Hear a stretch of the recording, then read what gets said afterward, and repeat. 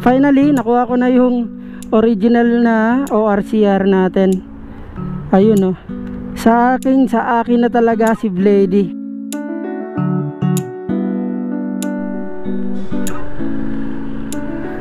So ayun mga ka-works, magandang araw. Rebs Motovlog. At ito nga, dito tayo sa Honda Triumph. At dahil nga sabi nila, pumasok ako kanina, kukunin ko na kasi yung original ORCR ni Blady, kasi fully paid na natin siya. Ayun, nasa 3 taon na paghuhulog natin kay Blady, kasi nga kinuha ko lang siya as hulugan. So ayun nga, nairaos na natin at naipully paid na natin siya last 2 weeks. Tapos ayun, nakaraang araw lang may nag-text na sa atin na pwede ko na daw kunin yung original ORCR ni Blady. Kaya ngayon pumunta ako kanina dun sa Honda Triumph dito sa Caloocan, at sabi ando na daw yung mga release papers, mga papeles ng mga motor sa Sumisho, kasi sa Sumisho tayo kumuha nung hulugan. Kaya pupunta natin siya. Dito daw yung address niya sa may Potrero, Malabon. So ayun, pupunta natin.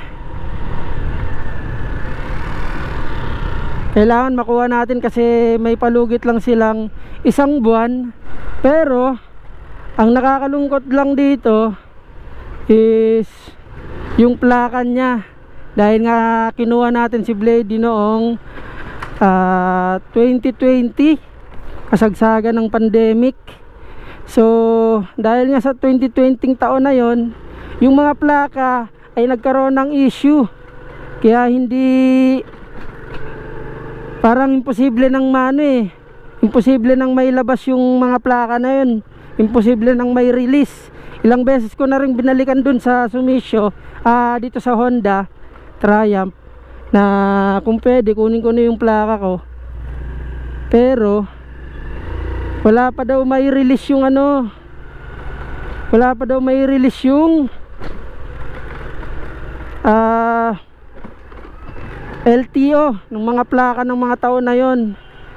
So baka inaayos na nila yung mga plaka nung taong 2021, pagpasok ng 2021. So sayang lang, konting buwan lang naman yung pagitan nun, kasi kinuha ko si Blady ng July at nai-release sa akin si Blady, naiuwi ko sa bahay mga August na. So ayun, sayang lang din. At okay na rin, wala naman tayo magagawa dun sa plaka na yon, dahil LTO yung nagano dun sablay nun wala na tayong magagawa dun. Kaya yung ginagamit kong plaka is yung na lang, NV file, customize na lang na plaka. So dito na ata tayo sa may, ayun, katabi lang daw ng Romantic Baboy. So dahil nga madalas na rin akong napapadaan dito, yung ruta ko andito, kaya medyo familiar na sa akin tong location nito ng ito, tulad nito Romantic Baboy, katabi lang daw yung Sumisho dito, at wala namang ibang Sumisho na pwesto dito. Ayun, Sumisho, nakita ko kagad ito, ayan. Yun nga lang, yung U-turn nito nandun pa ata sa unahan. Ayun nga, sa unahan pa. So ikot tayo. Alright, dito na tayo, at sana makuha natin. Dalawang Xerox ID lang daw yung kailangan.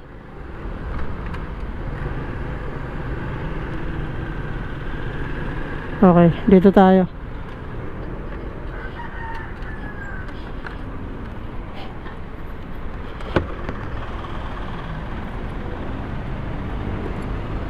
So kunin natin yung yung Xerox na 2 valid ID at saka pipirma natin na 3 beses. 3 pirma. Ito na ba yan? Ayun, ito.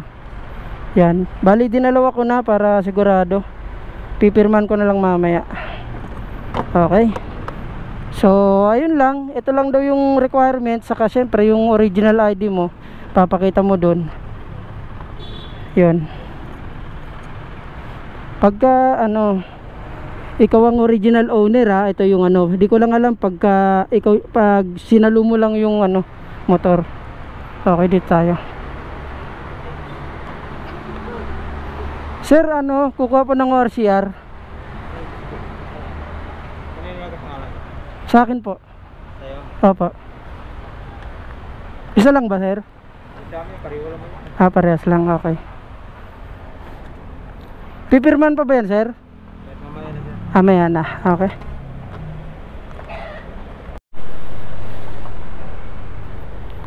So ayun mga ka-works.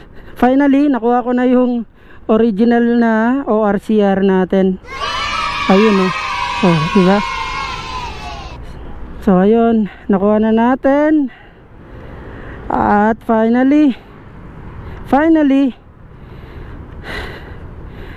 sa akin na talaga si Blady. Ako na talagang legit na nagmamay-ari kay Blady. Ahay!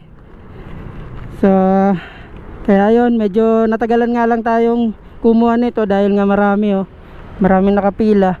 Saka hinanap pa daw itong natin, itong papel. So ayun nga, medyo nakakalungkot lang din kasi, so tulak muna natin, mainit yung upuan. Nakakalungkot lang kasi wala pa yung plate number na nakalagay dito sa papel. So di ko na inaasahan yun. Ang importante sa atin na legally si Blady.